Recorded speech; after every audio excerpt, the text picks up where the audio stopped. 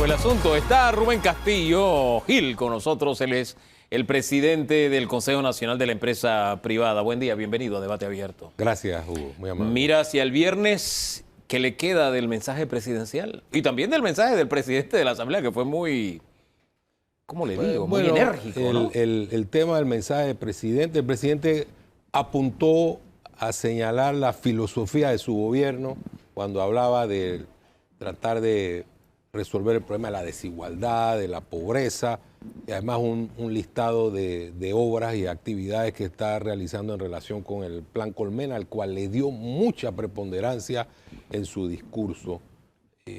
Un discurso, como yo digo, tradicional, como normalmente escuchamos a un presidente en funciones. El discurso del presidente de la Asamblea fue un discurso retador, mencionó nombres de personas. Eso me llamó la atención, trató de hacer un discurso así como cercano, parecía un candidato en campaña. Sí, se dirigía, perdía el orden del podio y se dirigía al presidente cara a cara. Se dirigió a periodistas en particular. Se dirigió a periodistas. Exacto. Entonces, fue un discurso muy particular. Hizo algunas apreciaciones a contravía del planteamiento del Ejecutivo, como la eliminación del estado de emergencia. Lo dijo con toda claridad.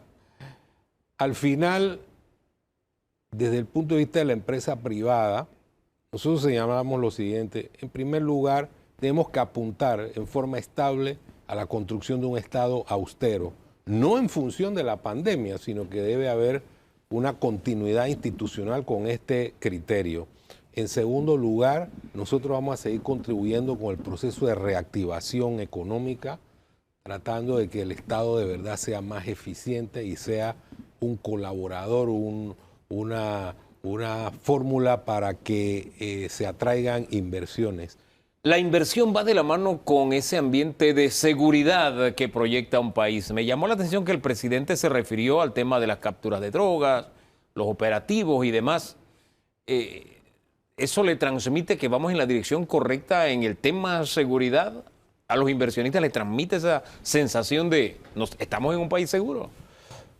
Bueno, ese es un tema que es subjetivo. Si lo comparamos con los países del área, seguramente Panamá tiene indicadores que son superiores en el tema de la seguridad. Si hablamos de nuestra tradición histórica y de la sensación que tenemos, sentimos que hay cosas que pasan ahora y que no pasaban antes. La seguridad es un problema de todos los panameños, tenemos que contribuir a que ella se profundice. Creo que hay que mandar un mensaje de confianza. El gobierno tiene que hacer un trabajo sobre eso. El presidente quiso hablar de que se está gestionando la transparencia adecuadamente. Yo creo que hay que hacer un esfuerzo superior. ¿A dónde debe apuntar ese esfuerzo específicamente? El esfuerzo debe ir dirigido a la desburocratización.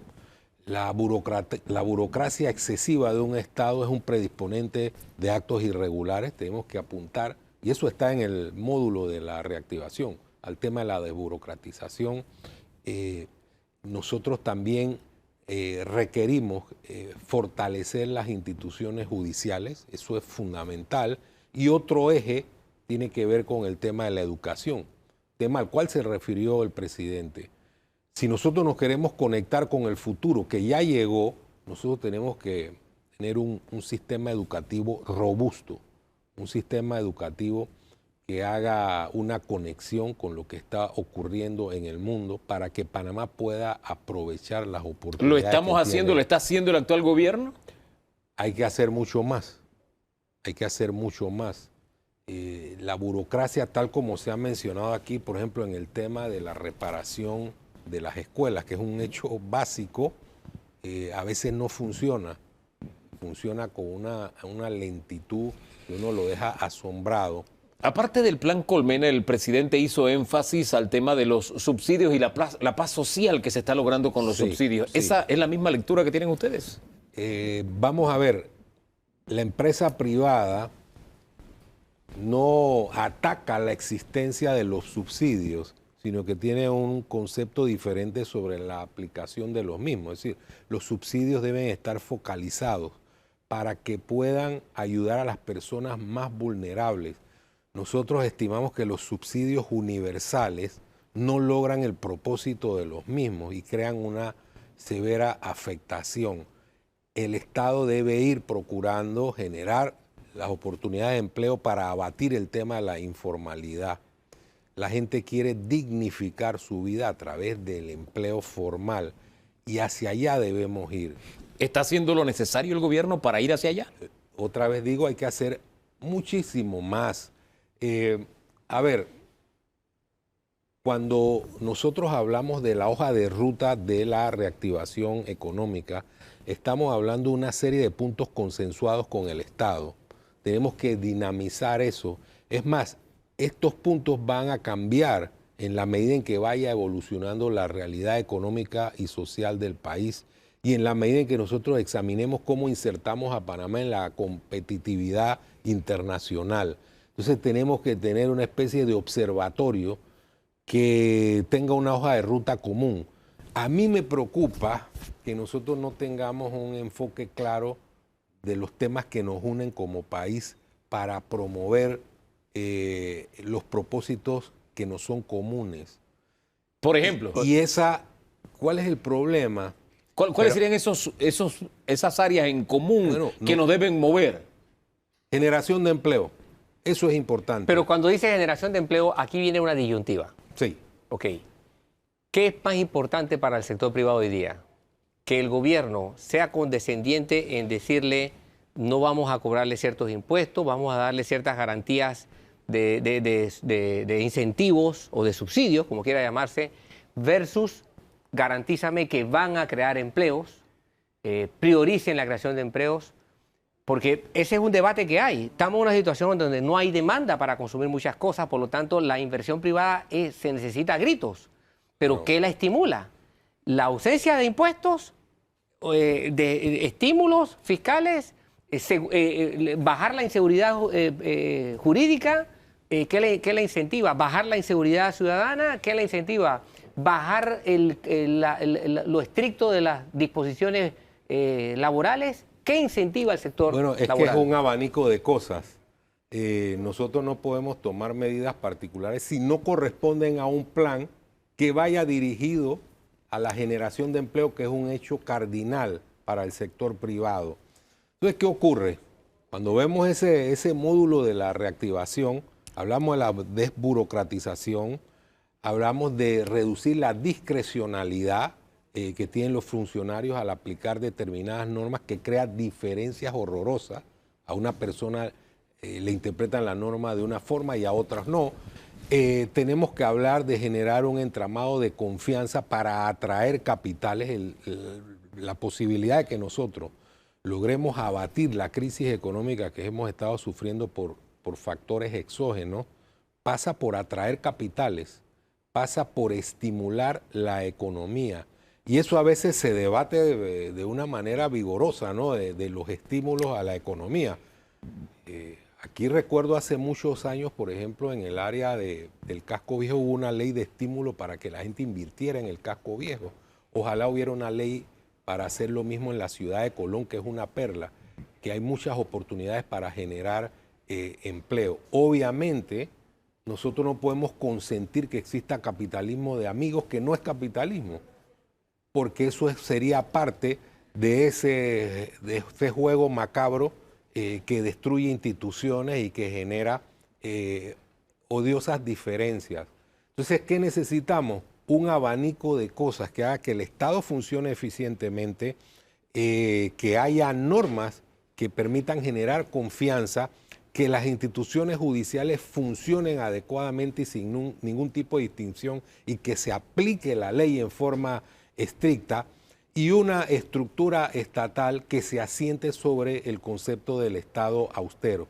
Es decir, dirigir la inversión al lugar correcto con el objetivo de generar empleo y desarrollo humano y facilitar la inversión del sector privado. Eso es lo que quiere el sector privado, que le den las oportunidades y las condiciones para trabajar. y tenemos toda la voluntad, todo el interés de hacerlo. En esa línea está pendiente el tema de las APP y el presidente habló de la reglamentación de la ley de incentivos turísticos. Sí. ¿Qué más habría que hacer? Y también la propia velocidad de curso que lleva las reglamentaciones de esta ley, porque ya estamos a 2 años de que termine el gobierno. Y APP fue ley creo que el primer año de gobierno de la actual administración. Entonces, estos retrasos, ¿en qué medida están afectando eso que está pidiendo el sector privado, que es que se creen las condiciones para poder invertir? La ley de la APP es una ley que nosotros saludamos, que consideramos que es correcta. Necesita también una reglamentación robusta. A veces las reglamentaciones tratan de exceder el contenido de la ley y lo que hacen es entrabar la posibilidad de que se concrete el espíritu de la misma. Por eso decimos, aquí hay que hacer un gran pacto nacional y establecer el objetivo cierto de que la economía florezca para generar empleo, generar estabilidad institucional y además establecer parámetros que nos permitan seguir avanzando en el desarrollo humano uniforme en todo el país. Fíjese lo que usted habla, un gran pacto nacional y este gobierno precisamente en esa línea estableció un diálogo cerrando brechas en busca de ese pacto. El tema es cuándo vamos a ponernos de acuerdo con el pacto, porque cada uno plantea el pacto de acuerdo a su propia óptica. ¿No fue suficiente cerrando brechas? ¿Hacia dónde tiene que apuntar? ¿Bajo qué dinámica? A todos nos tiene que dar un ataque de racionalidad. Nosotros tenemos que generar confianza. Generar confianza parece un concepto abstracto en Panamá.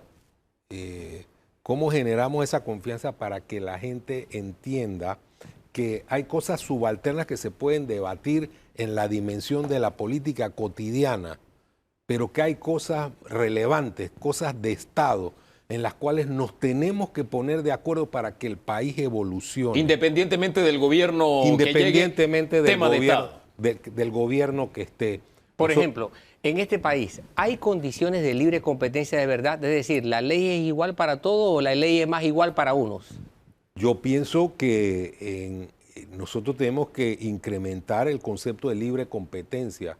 Si nosotros tuviéramos un ejercicio mucho más profundo de la libre competencia, eliminaríamos una gran cantidad de distorsiones que afectan el precio de los productos.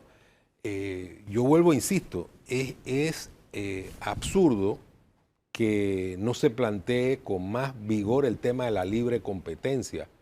Nosotros no creemos en los monopolios ni en esas fórmulas que generan componendas que a su vez distorsionan el entorno de la economía nacional. El gobierno habla mucho y el presidente se centró en su mensaje sobre el asunto de la paz social. Sin embargo, esta fue una semana donde no necesariamente hubo paz, hubo unos atisbos de momentos muy difíciles, muy duros esta semana relacionados con el tema combustible. El manejo que está teniendo el gobierno con el tema combustible va en la dirección correcta. ¿Se logrará la paz social sabiendo que este es un detonante tan... Hombre, estamos hablando de combustible. Cuando se habla de paz social y uno tiene una serie de elementos exógenos que son difíciles de controlar, el antídoto es la transparencia radical, que la gente entienda cuáles son los problemas y cómo se gestionan, y que la gente sienta en forma real que los recursos del Estado se están manejando de forma adecuada. Cuando el presidente dice sí, hay unas plataformas de internet que se pueden accesar y demás, y ahí está el reflejo del ejercicio de la transparencia. Yo pienso que se tiene que hacer en este periodo de crisis, de inestabilidad, de turbulencia, se tiene que hacer un mayor esfuerzo en el tema de la transparencia para generar ese entorno o profundizar el entorno de confianza. De lo contrario, nosotros estamos construyendo una torre de Babel que puede tener consecuencias de pronóstico reservado. No queremos aquí un estallido social, incrementar los problemas de desigualdad. Tenemos que construir un mejor país entre todos y por eso hablamos de que esos temas básicos, importantes, debemos asumirlos con una visión de Estado. ¿El tema combustible se está manejando de la forma correcta desde su punto de vista para evitar esos estallidos? Yo pienso que hay temas en los cuales tenemos que trabajar. En primer lugar, examinar la ley de teletrabajo y mejorarla, adaptarla, pues nosotros no sabemos cuánto va a demorar esta inestabilidad de los precios del combustible. Ahí hay un recurso del que se puede echar mano. Ahí hay Bien. un recurso, establecer un mecanismo un mecanismo legislativo para el tema del uso colectivo de los vehículos privados, el llamado carpool. Eso también tiene que ordenarse. El tema de la austeridad estatal en el uso del combustible. Nosotros no podemos seguir con el funcionamiento estatal como si no hubiera crisis de combustible. En esa línea hemos planteado en esta mesa, digo, no sé, tal vez no sea significativo en ahorro, pero por lo menos mandaría el mensaje a la nación de que esta es una carga que estamos llevando entre todos, que después de cierto nivel de ingresos de funcionarios del Estado, llámese $1.500, los funcionarios usen su carro y paguen su gasolina, porque tendrían el ingreso suficiente como para enfrentar algo que enfrentamos el resto de los ciudadanos. ¿No le parece? Hay que utilizar la economía de escala cuando hay reuniones colectivas, hay varios funcionarios, entonces no pueden estar todos los grupos de trabajadores o funcionarios de cada ministerio, por ejemplo. Sí. Son temas que son sencillos y que pueden ponerse en la perspectiva de ayudar a Y enviarnos resolver. el mensaje correcto al resto de los Claro, ciudadanos. el mensaje de que se está actuando de conformidad con la crisis lo demanda. Si ustedes Don Danilo. le tomasen la palabra al presidente, que cierra su discurso llamando a la unidad, y ustedes fueran a la convocatoria que él hace, ¿están ustedes preparados para decir, presidente, esta es la posición del sector privado y esto es lo que nosotros queremos entregarle como lo indispensable, el mínimo que debe hacer el gobierno para estabilizar el país? Sí, el sector privado es laborioso y hemos estado trabajando desde el primer momento en que se desató la pandemia, colaborando con las instituciones para tratar de plantear nuestro punto de vista para mejorar al país. Y hoy, más que nunca, estamos preparados para acometer esa tarea, porque es una tarea patriótica, es una tarea que todo panameño debe asumir para estar a la altura de las circunstancias. Desde abril del año pasado están trabajando con el gobierno precisamente en esa tarea, por eso cuando lo planteó don Danilo sonreí un poco. ¿En qué medida este entendimiento con el gobierno está avanzando o van a velocidades disímiles? Pónganos al tanto. Sí, hay cosas que están más rezagadas que otras, pero, por ejemplo, con el anterior ministro de Comercio se dio una relación bastante fluida. Había temas que